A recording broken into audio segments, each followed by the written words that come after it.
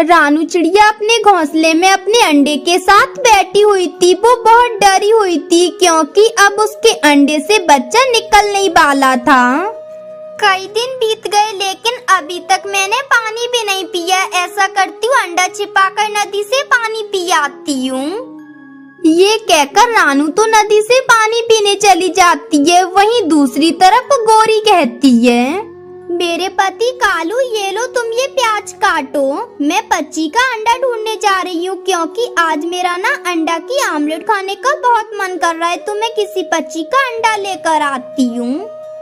गोरी साथ में मिर्ची भी ले आना क्योंकि घर में मिर्ची भी नहीं है। वो गोरी कौवी तो फिर अंडा चुराने के लिए चली जाती है। वो एक ऊंची उड़ान लेती है, तब उसे चिड़िया के घोंसले में अंडा दिख जाता है। वो वहाँ आती है और इधर उधर देखती है, फिर अंडा उठाकर वहाँ से चली जाती है। वो लाल मिर्ची की तरफ जाती है। उसे लाल मिर्ची दिखाई देती है तो वो अंडा जमीन पर रखती है और लाल मिर्ची चुराने लगती है। तभी तोता वहाँ आ जाता है। चोरनी चोरनी कौवी हट जाओ, मेरी लाल मिर्ची क्यों चोरी कर रही हो? मेरे भाई तोते, वो क्या है ना, मेरे घर पर मेहमान आए हैं तो मैं उनके लिए आमलेट बनाना चाहती थी, इसलिए 2-4 मिर्ची लेने आई हूँ। गोरी ये अंडा कहाँ से लाई हो तुम? ये अंडा तो मैं चील के पास से लाई हूँ। ये मुर्गी का अंडा है। अच्छा चल ठीक है, ले जा और जा यहाँ से, दोबारा मत आना मेरे खेत में मिर्ची लेने।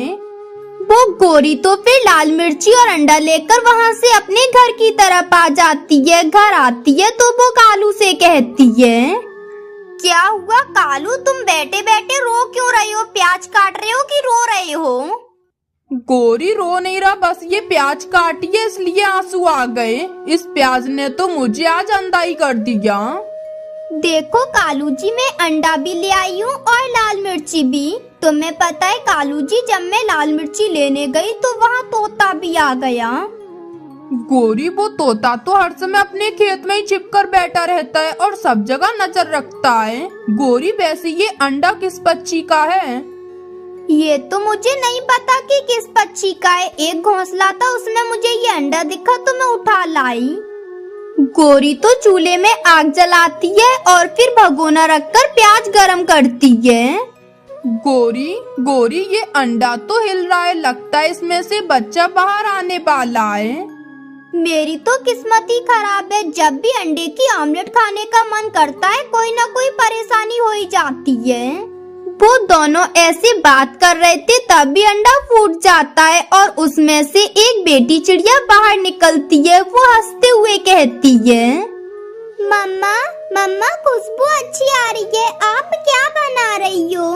पापा, जब मैं अंडा तोड़ रही थी तो आप देख रहे थे पर मेरी मदद क्यों नहीं कर रहे थे? मैं आपसे बात नहीं करूँगी। वो छोटी चिड़िया ऐसे बोल रही थी। कौवा और कौवी तो उसे आंखें फाड़ फाड़ कर देखे जा रहे थे। मम्मा पापा, आप दोनों का रंग कितना काला है, आप अच्छे नहीं लग रहे। जब मैं बाहर जाऊंगी तो सब दोस्त मेरा मजाक उड़ाएंगे। मम्मा, आप रंगोरी करने वाली क्रीम लगा लेना। पापा तो काले रंग में ही अच्छे लग रहे हैं। चुप हो जा छोटी चिड़िया, कितना बोलती है तू। जब से आई है तब से हमारे कान फोड़ रही है, अब बंद हो जा। गोरी प्याज भुन गई है तो उसे ही ले आओ लाल मिर्ची डालकर, आज फिर आमलेट खाने के लिए नहीं मिलेगी। वो दोनों कौवे तो गुड़िया को घोंसले में बिठालकर वहाँ से चले जाते हैं। वहीं दूसरी तरफ चिड़िया जब पानी पीकर घर आती है तो वहाँ वो अपने अंडे को ना देखकर रोने लगती है और कहती है, मेरा अंडा कहाँ चला गया? कौन जालिम मेरा अंडा चुरा कर ले गया? मेरे मासूम से अंडे ने उसका क्या बिगाड़ा था जो मेरा अंडा चुरा कर ले गया? मैं अब अपने अंडे को कहाँ ढूंढूं? कैसे उसके बिना रहूंगी? रानू बेचारी ऐसे रो रही थी। दूसरी तरफ कालू गोरी से कहता है, गोरी अब हम उस छोटी चिड़िया का क्या करेंगे? इसलिए मैं तो कहता हूँ कि तुम उसे जंगल से कहीं छोड़ आओ, क्योंकि अगर हम पकड़े गए तो जंगल के पक्षी हमें तो इस जंगल से ही निकाल देंगे। मैं रात को जाऊंगी कालू जी और उस छोटी चिड़िया को ठिकाने लगा दूंगी। वो दोनों ऐसे बात कर रहे थे, तभी रानू चिड़िया रोती उनके पास आकर कहती है, गोरी और कालू, मेरा अंडा किसी ने चुरा लिया है। क्या आपने किसी को मेरा अंडा ले जाते हुए देखा है? नहीं नहीं चिड़िया, हमने किसी को नहीं देखा। हम तो अभी अभी दूसरे जंगल से आए हैं। मैं तोते और कबूतर से भी जाकर पूछती हूँ, शायद उन्होंने किसी को देखा हो। चिड़िया तो वहाँ से चली जाती है। तब कालू कहता है, गोरी, तुम चिड़िया का ही अंडा चुरा लाई थी।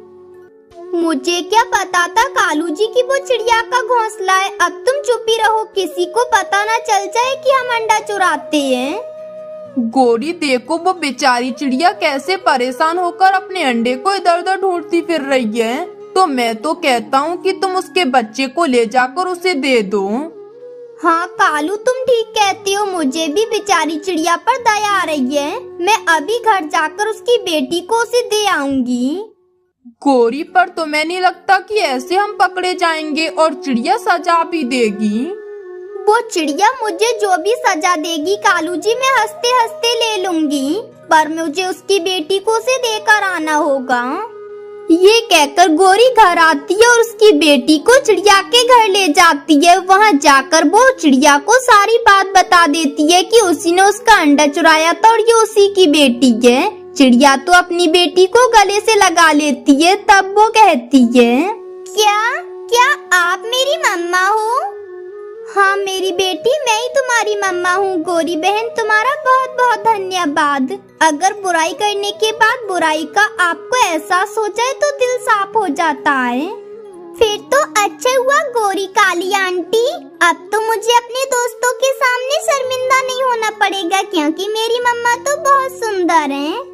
वो दोनों तो ये सुनकर हंसने लग जाती हैं। तब गोरी कहती है, हाँ हाँ ठीक है दादी अम्मा। अच्छा रानू, अब मैं चलती हूँ। गोरी तो फिर वहाँ से चली जाती है और रानू चिड़िया अपनी बेटी गुड़िया के साथ खुशी से रहने लगती है। मैं यहाँ सुबह से बैठी अपने शिकार का इंतजार कर रही हूँ, लेकिन अभी तक मुझे किसी भी चिड़िया का या किसी पक्षी का बच्चा नहीं दिखा। कम से कम जिसे खाकर मैं अपनी भूख तो मिटा लेती। लगता है आज तो मुझे भूखा ही रहना पड़ेगा। गुड़िया बेटी, तुम घर पर रहना और अंदर से अच्छे से दरवाजा बंद कर लेना। मैं भोजन लेने जा रही हूँ, जल्दी वापस आ जाऊंगी। लेकिन माँ, अगर मैं अकेले घर में रहूंगी तो मुझे डर लगेगा, कहीं वो चिल्लाकर मुझे खा ना जाए। आप भी घर पर नहीं रहोगी? माँ, मैं भी आपके साथ जाऊंगी। नहीं नहीं गुड़िया बेटी, तुम चिंता मत करो, तुम्हें कुछ नहीं होगा। बस तुम दरवाजा अंदर से बंद कर लेना। कोई भी आए दरवाजा मत खोलना। मैं जल्दी घर आ जाऊंगी। ये कहकर रानू चिड़िया भोजन लेने चली जाती है। ऐसे एक दिन कालू कौवा रानू के घर आता है और कहता है, रानू बहन, मैं अपने घर में बैठा हुआ था कि तभी वहाँ एक सांप आ गया और वो मुझे खाने वाला था। तभी मैंने उससे विनती की तो वो बोला कि अगर मैं उसे भोजन दे दूंगा तो वो मुझे छोड़ देगा। अब प्लीज आप मेरी जिंदगी बचा लो। हाँ तो कालू भैया, इसमें मैं क्या कर सकती हूँ? कौन सा वो सांप मेरा जानने वाला है? बस तुम मुझे अपने पास से थोड़ा भोजन दे दो। अगर मैं भोजन उसे दे दूंगा तो वो चला जाएगा और वो मुझे छोड़ देगा।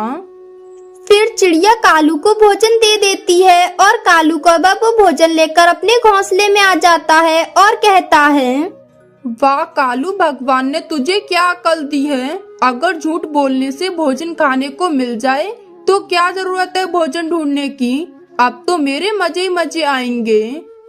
फिर उसके बाद रात हो जाती है और कालू कौवा सो जाता है। फिर अगले दिन जब वो उठकर फिर से कोई झूठ उपाय सोच रहा था कि तभी वहाँ उसकी पत्नी गोरी कौवी आ जाती है, जो 2 दिन पहले अपने मायके गई हुई थी।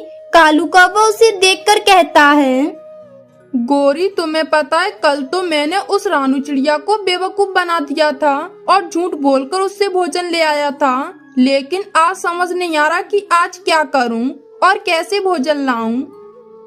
कालू, तुम ऐसा करो, तुम तोते के पास जाओ और उससे बोलना कि मेरी पत्नी जब मायके से वापस आ रही थी तो उसके चोट लग गई है और डॉक्टर ने कहा है कि वो अंगूर खाएगी तभी ठीक होगी, और तोते के पास तो अंगूर होते हैं, तो तुम जाओ और उससे अंगूर मांग लाओ और फिर ऐसे आज का भोजन भी हमारे लिए आ जाएगा। हाँ गौरी, तुम्हारा उपाय तो बड़ा अच्छा है, मैं अभी जाता हूँ तोते के पास। ये कहकर कालू कौवा तोते की तरफ जाता है और तोते के पास आकर कहता है, तोते तोते मेरी पत्नी गौरी को बचा लो तोते। अरे कालू, मैं कैसे बचा लूं तुम्हारी पत्नी गौरी को? तोते तोते तुम मेरी पत्नी को मरने से बचा लो, क्योंकि अब वो सब तुम्हारे हाथ में ही है। तुम ही उसे बचा सकते हो और कोई नहीं बचा सकता। प्लीज मेरी पत्नी को बचा लो। कालू, मैं उसे कैसे मरने से बचा लूं? पहली बात तो मेरे को समझ में नहीं आ रहा है, जरा अच्छे से बताओ मुझे। वो तोते मेरी पत्नी के चोट लग गई है और डॉक्टर ने बताया है कि उसे जल्दी से अंगूर खिलाओ, तभी वो बचेगी, नहीं तो वो मर जाएगी। अरे कालू, ये कैसी चोट है जो अंगूर खाने के बाद ही ठीक होगी? देखो तोते, सोचने का समय नहीं है, बस तुम जल्दी से मुझे एक अंगूर का गुच्छा दे दो, मैं उसे लेकर चला जाऊंगा और उसे खिला दूंगा। फिर तोता बिना कुछ सोचे समझे उसे अंगूर दे देता है और कालू कौवा जल्दी से अंगूर लेकर घर आ जाता है और अपनी पत्नी गौरी से कहता है, गौरी गौरी, तुम्हें पता है तोता तो तुम्हारी चोट की सुनकर रोने लगा था और तुरंत ही उसने मुझे अंगूर दे दिए। कालू जी, ये सब पक्षी तो है ही बुद्धू, बस पूरे जंगल में सिर्फ हम ही एक हैं जो सियाने और चतुर चालाक हैं। फिर रात हो जाती है और वो दोनों भोजन खाकर सो जाते हैं। दूसरी तरफ तोता सोच रहा था, वो डॉक्टर जो भी होगा पागल ही होगा जो उसने कालू से बोल दिया कि गौरी की चोट अंगूर खाने से ठीक होगी। वो तोता ऐसे सोचते हुए सो जाता है। दूसरे दिन चील अपने घोंसले में मिठाई खाने के लिए रखी हुई थी कि तभी वहाँ कालू कौवा आज उसे उल्लू बनाने के लिए आ जाता है और वो उसके घोंसले में मिठाई देखकर उससे कहता है, चील दीदी, तुम्हें पता है कल रात को मेरे सपने में तुम्हारी माँ आई थी और वो मुझसे बोल रही थी कि मुझे मिठाई खाने को दे दो, लेकिन मैंने उनसे बोला कि मेरे पास तो मिठाई नहीं है, तो वो मुझसे बोली, कालू बेटा मेरी बेटी के पास जाओ और उससे मिठाई ले आओ, फिर तुम मुझे दे देना, मैं कल फिर तुम्हारे सपने में आकर वो मिठाई ले जाकर खा लूंगी। कालू कौवे, मेरी माँ सच में तुम्हारे सपने में आई थी। मेरी माँ को ये मिठाई बहुत पसंद थी। तुम ऐसा करो, तुम मुझसे ये सारी की सारी मिठाई ले जाओ। जब मेरी माँ फिर से आज तुम्हारे सपने में आए तो उन्हें ये मिठाई दे देना, ताकि वो मेरे हाथ की मिठाई तब भी खा लेंगी। उस मिठाई को देखकर तो कालू कौवे के मुंह में पानी आ रहा था। फिर वो जल्दी से वहाँ से मिठाई उठाता है और थोड़ी दूर आकर एक जगह बैठकर खाने लगता है। वो मिठाई तो इतनी स्वादिष्ट थी कि कालू कौवा सारी खा जाता है और अपनी पत्नी के लिए बचाना ही भूल जाता है। तब वो कहता है, हे भगवान, ये क्या, मैं तो ये सारी की सारी मिठाई खा गया और मैंने गौरी के लिए तो छोड़ी भी नहीं। अगर उसके लिए कुछ भी नहीं लेकर गया तो वो मुझे नहीं छोड़ेगी। अब मैं क्या करूं? कुछ और सोचता हूं। हाँ, मैं ऐसा करता हूं, कबूतर की तरफ चला जाता हूं और उससे भी यही बोल दूंगा तो वो जल्दी मेरी बातों में आ जाएगा। ये बोलकर कालू कौवा कबूतर की तरफ आता है और वहाँ आकर उसका दरवाजा बजाता है। कौन है मेरे घर के बाहर? कबूतर, तुम्हारे पास जो भी भोजन हो मुझे दे दो। वो क्या है ना, कल तुम्हारी माँ जी मेरे सपने में आई थी और वो मुझसे भोजन मांग रही थी, लेकिन मेरे पास भोजन नहीं था। अगर आज वो फिर से मेरे सपने में आएंगी तो मैं उन्हें दे दूंगा, तुम मुझे भोजन दे दो। वो कालू कौवा क्या जानता था कि चील भी किसी काम से कबूतर के घर पर आई हुई थी। वो कालू कौवा को भोजन देने ही वाला था, तब चील उससे धीरे से कहती है, रुको रुको कबूतर, ये कालू कौवा झूठ बोल रहा है। अभी ये थोड़ी देर पहले मुझे भी यही बोलकर उल्लू बनाकर मेरी मिठाई ले गया था। इसे तो मैं बताती हूँ, तुम इसे कुछ मत दो। वो चील जैसे ही कालू कौवे के सामने आती है तो उसकी तो जान ही निकल जाती है और वो बोलता है, चील दीदी तुम यहाँ कैसे? अभी रुको कालू कौवे, मैं बताती हूँ तुम्हें। हम सबकी माँ जी तुम्हारी सपने में आकर भोजन मांग रही हैं। रुको, मैं देती हूँ तुम्हें अभी भोजन। ये कहकर वो चील कालू कौवे को बहुत मारती है और वो तो उसे जान से ही मारकर वहाँ से चली जाती है। इस तरह उस कालू कौवे को अपने किए की सजा मिल जाती है। चील दी मुझे छोड़ दो। चील दी, आप मुझे क्यों मार रही हो? मैं तो आपका पक्का दोस्त हूँ ना, और मैं तो आपके लिए जंगल के पक्षी भी खाने के लिए लाता था, फिर आप मुझे क्यों मार रही हो? अरे कौवे, यही चाल तो तू हम चीलों की नहीं जानता है कि हम पक्षियों से दोस्ती ही इसीलिए करते हैं ताकि हम उन्हें मौका पाकर मारकर खा सकें। अरे चील दी, अब ये क्या है? तुम्हारी चील दी अब मॉडर्न हो गई है। वो मांस कच्चा नहीं खाती बल्कि उसे भून कर खाती है। आज तो कोई शिकार हाथ नहीं लगा, वरना मैं तुम्हें भी खिलाती तो तुम तो अपने पंख ही चाटते रह जाते। चील दी, पक्षियों के अंडे तो मैं भी चुरा कर पी लेता हूँ, लेकिन अभी तक पक्षियों का मांस मेरे मुंह नहीं लगा। लेकिन तुम्हारी बातें सुनकर तो मेरा भी मन कर रहा है कि मैं भी पक्षियों का भुना हुआ मांस खाऊं। मैं तो जैसे आसमान पर ऊंची उड़ान लेती हूँ कि पक्षी तो अपने अपने बच्चों को छिपा लेते हैं, लेकिन कौवे तुम पर तो कोई शक भी नहीं करेगा, तो तुम जाओ और किसी भी पक्षी के बच्चे को उठाकर ले आओ। बात तो तुम्हारी ठीक है चील दी, लेकिन तुम जंगल में एक ऊंची उड़ान का चक्कर लगा कर आओ और फिर वापिस अपने घोंसले में आ जाना।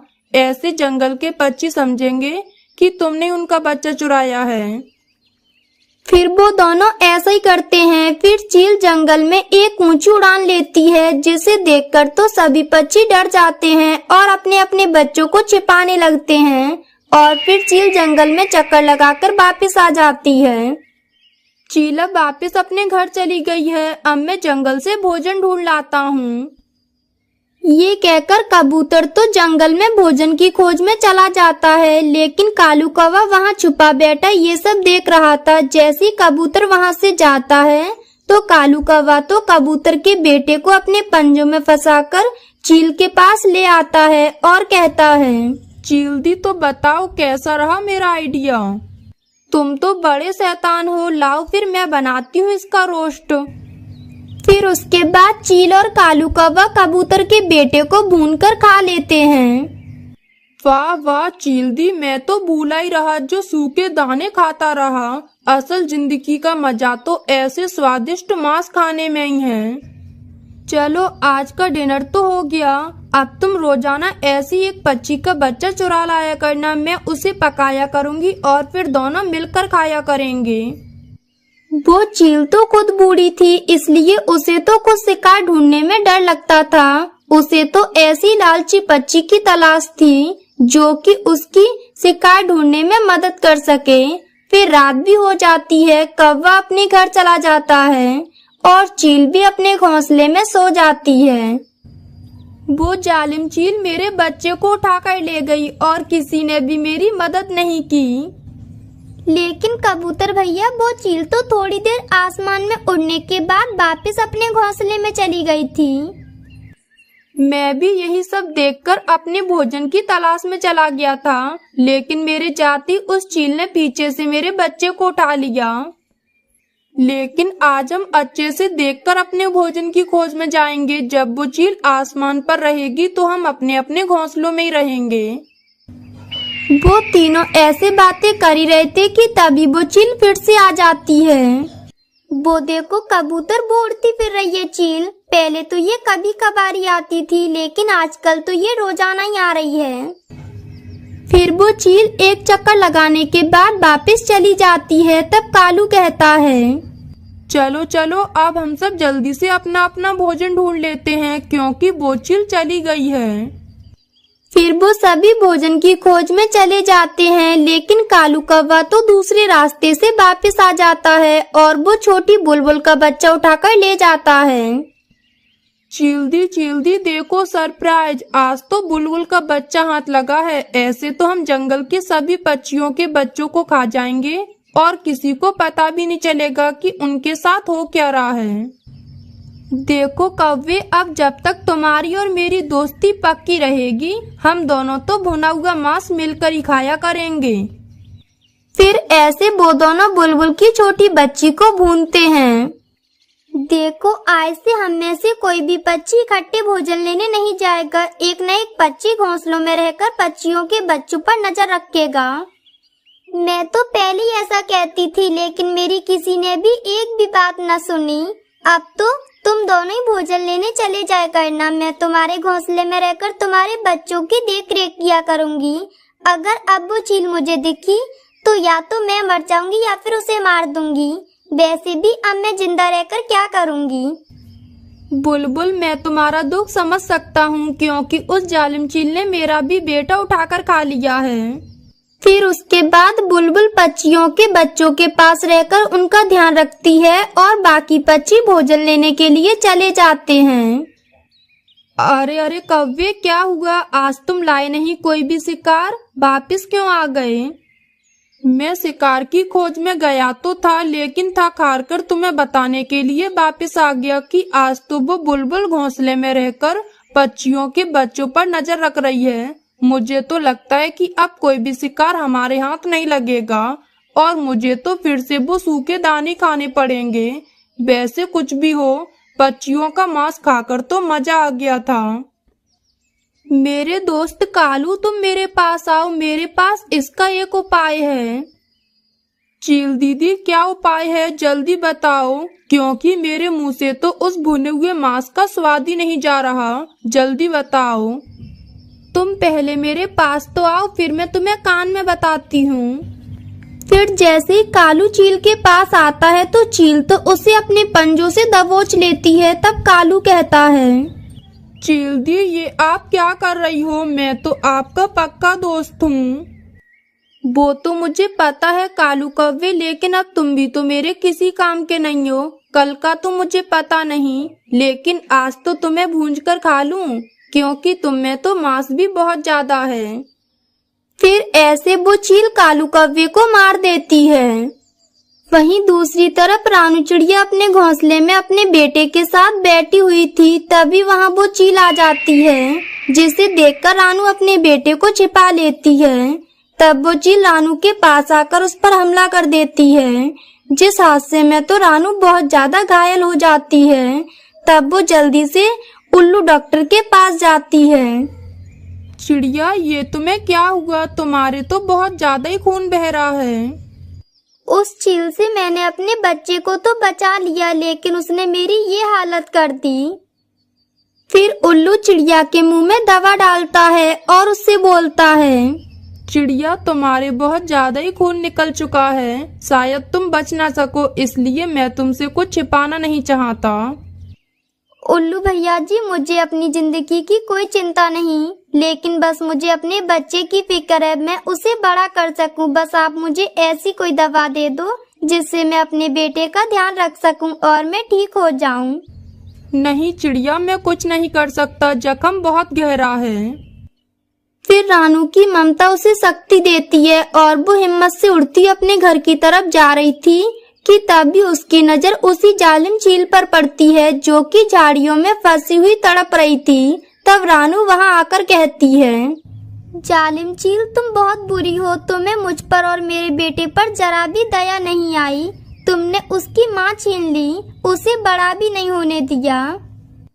लेकिन रानू की कोई भी बातों का वो चील तो जवाब नहीं देती। तब रानू समझ जाती है कि वो तो बस झाड़ियों में फंसी हुई तड़प रही है, उसे मुझे निकालना ही होगा। ये सोचकर रानू उसे झाड़ियों से निकाल देती है, लेकिन खुद उन झाड़ियों में फंस जाती है। मैं बच गई, मैं मरने से बच गई। आज मैंने अपनी मौत को करीब से देखा। चिड़िया, मैंने तुम्हारा ये हाल कर दिया, फिर भी तुमने मुझे बचा लिया और माफ भी कर दिया। शायद भगवान मुझे कभी माफ नहीं करते। मेरा बच्चा अभी बहुत छोटा है, वो मेरे बिना नहीं जी पाएगा। वो तो मेरे बिना मर ही जाएगा। ये कहते वो चिड़िया तो मर जाती है। तब चील कहती है, चिड़िया, मैंने सारी उम्र गुनाह किया, कभी अच्छा काम नहीं किया, लेकिन चिड़िया, आज तुमने मुझे ये सिखा दिया है कि कोई चाहे कितना भी बुरा हो, हमें अपनी नेकी से पीछे नहीं हटना चाहिए। चिड़िया, मैं तुम्हारे बेटे का ध्यान रखूंगी, मैं पालूंगी उसे। शायद ऐसे ही भगवान मुझे माफ कर दे। ये कहकर चील चिड़िया के घोंसले में आती है और फिर वो उसके बेटे कुकू का ध्यान रखती है और उसे अपने बेटे की तरह पालती है। इस तरह वो दोनों खुशी खुशी रहने लगते हैं। रानू देख, तुझे बस इन लकड़ियों के 150 रुपए ही मिलेंगे। पर कालू भैया 150 रुपए तो बहुत कम है। मैं पूरे दिन लकड़ियाँ काटती हूँ, तब जाकर इतनी लकड़ियाँ लेकर आ पाती हूँ। इतने पैसे दोगे आप मुझे? हाँ, बस तुम ये देखो कि मैं तुमसे लकड़ियाँ खरीद रहा हूँ। दूसरे जंगल के पक्षी तो ऐसी लकड़ियाँ लेते भी नहीं हैं।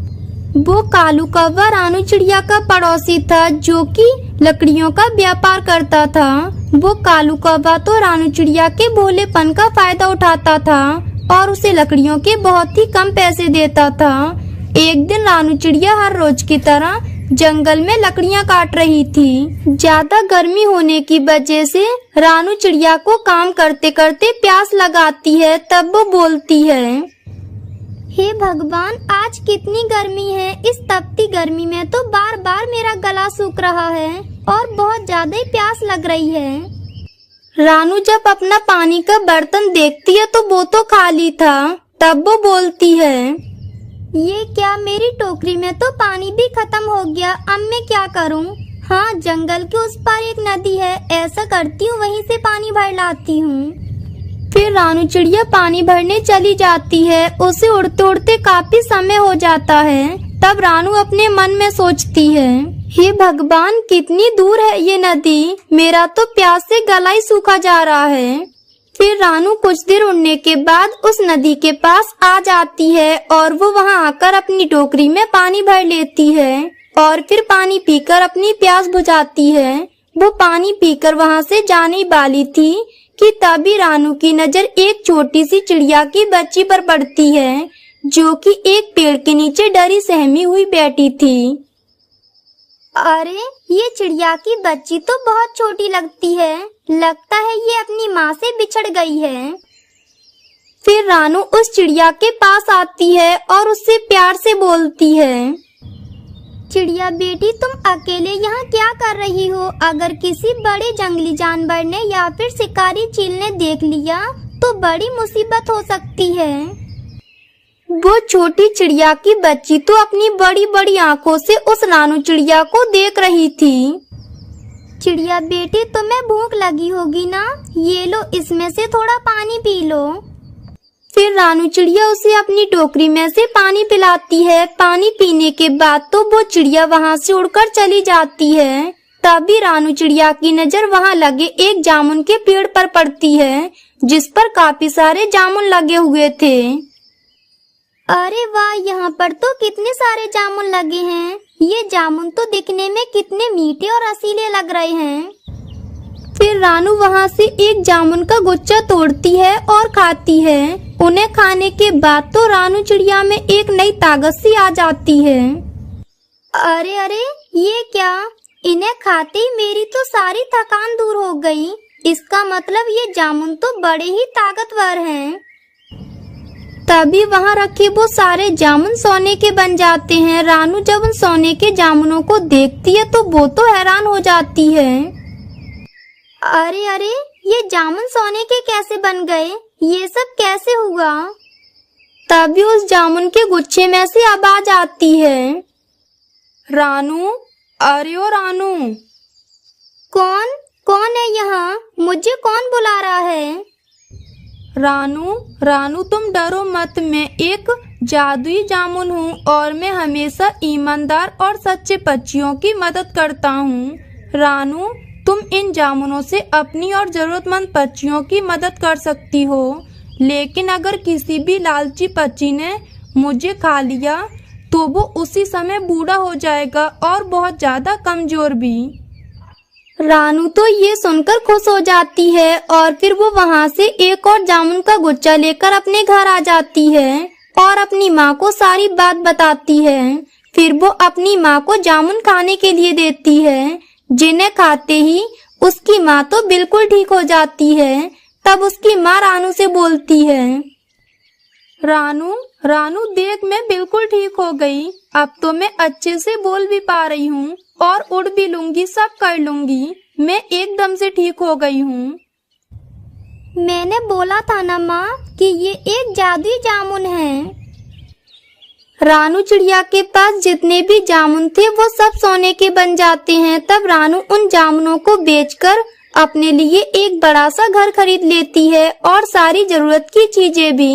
अब तो रानू चिड़िया लकड़ियां काटने भी नहीं जाती और वो पूरे दिन गरीब बच्चियों की मदद करती और घर पर रहकर अपनी माँ का ध्यान रखती। एक दिन वो कालू कौवा कहता है, ये रानू चिड़िया के पास इतने सारे पैसे कहाँ से आए? अब तो ये लकड़ियाँ भी नहीं काटती है और ना ही मुझे बेचती है, तो फिर इसके पास दिन पर दिन ये पैसे कहाँ से आते जा रहे हैं? जरूर दाल में कुछ ना कुछ तो काला है, मुझे इस पर नजर रखनी होगी। फिर ऐसे ही एक दिन रानू चिड़िया और उसकी माँ जादुई जामुन के बारे में बातें कर रही थीं। तभी वो कालू कौवा बाहर खड़ा उनकी बातें सुन रहा था और वो बोलता है, जादुई जामुन? अच्छा, तो तभी ये दोनों माँ बेटी उन जादुई जामुनों की वजह से इतनी अमीर हो गई हैं। लेकिन ये जादुई जामुन जंगल में मिलेंगे कहाँ? मुझे इसका पता लगाना होगा। फिर अगले दिन कालू कौवा जंगल में निकल जाता है और उसे उड़ते उड़ते दोपहर हो जाती है। वो जंगल में पहुंच जाता है, तब उसे वही छोटी चिड़िया दिखाई देती है। अरे चिड़िया की बच्ची, मैं तो इसे ही अपने साथ ले जाता हूँ और उस शिकारी चील को बेच दूंगा, ऐसे मुझे अच्छे पैसे मिल जाएंगे। ये कहकर कालू कौवा उस चिड़िया की बच्ची को अपनी टोकरी में रख लेता है और वहाँ से उड़ने लगता है। तब वो उड़ते हुए सोचता है, पता नहीं ये जादुई जामुन का पेड़ कहाँ मिलेगा। मैं इस चिड़िया की बच्ची को अपने साथ ले जाते तो थक गया हूँ। वो कालू कौवा ऐसा कह ही रहा था कि तभी उसकी नजर उसी जामुन के पेड़ पर पड़ती है और वो जल्दी से वहाँ आ जाता है और बोलता है, अरे वाह, मिल गया ये जादुई जामुन का पेड़, इसे तो मैं कब से ढूंढ रहा था। ये कहकर वो कालू कौवा सारे जामुन तोड़ लेता है और कहता है, मैंने अब सारे जामुन तो तोड़ लिए, अब उस पागल रानू चिड़िया को यहाँ एक भी जामुन नहीं मिलेगा। मैं जामुन तोड़ते तोड़ते थक गया हूँ, चलो मैं इसमें से थोड़े जामुन खा लेता हूँ। ये कहकर वो कालू कौवा जैसे ही जामुन खाता है तो वो तो अचानक से ही बूढ़ा पड़ जाता है और उसके शरीर में काफी ज्यादा कमजोरी सी आ जाती है। तब वो कहता है, ये मुझे क्या हो गया? ये जामुन कैसे थे? इन्हें खाते ही मैं तो बूढ़ा पड़ गया और मुझे तो बहुत कमजोरी सी भी महसूस हो रही है। हे भगवान, ये कैसे जामुन हैं? तब वो कालू कौवा वहाँ से धीरे धीरे गायब हो जाता है। तभी वो टोकरी में रखे जामुन बोलते हैं, मुझे लालची लोग बिल्कुल भी पसंद नहीं हैं। अगर फिर से ऐसा ही लालची पक्षी कोई भी मेरे पास आया तो मैं उसके साथ भी यही सब करूँगा। फिर उसके बाद वो सारे जामुन फिर से उसी पेड़ पर वापस लग जाते हैं। जब इस बात का पता रानू को चलता है तो वो अपनी माँ से बोलती है, माँ, आपको पता है अपने पड़ोस के जो कालू भैया हैं वो भी वहीं जामुन के पेड़ के पास गए थे, लेकिन वहाँ जाकर उन्होंने लालच किया जिस वजह से वो वहीं की वहीं गायब हो गए। रानू, ये तो उस लालची कौवे के साथ बहुत अच्छा हुआ। जो भी लालच करेगा उसे ऐसी ही सजा मिलेगी। दोस्तों, ये थी आज की कहानी। और हाँ दोस्तों, इस कहानी से ये सीख मिलती है कि हमें कभी किसी के साथ भी बुरा नहीं करना चाहिए। और हाँ दोस्तों, आज का सवाल ये है कि रानू चिड़िया का अंडा चुराकर कौन ले गया था? अगर आपको पता है तो कमेंट बॉक्स में लिखकर जरूर बताएं। और अगर आप हमारे चैनल पे नए हो तो चैनल को कर दो सब्सक्राइब और हमारी वीडियो को कर दो लाइक। और हाँ दोस्तों, घंटी बजाना ना भूलना ताकि नई वीडियो आपके फोन की स्क्रीन पर हो। मिलती हूँ मैं आपको अगली वीडियो में, तब तक के लिए धन्यवाद।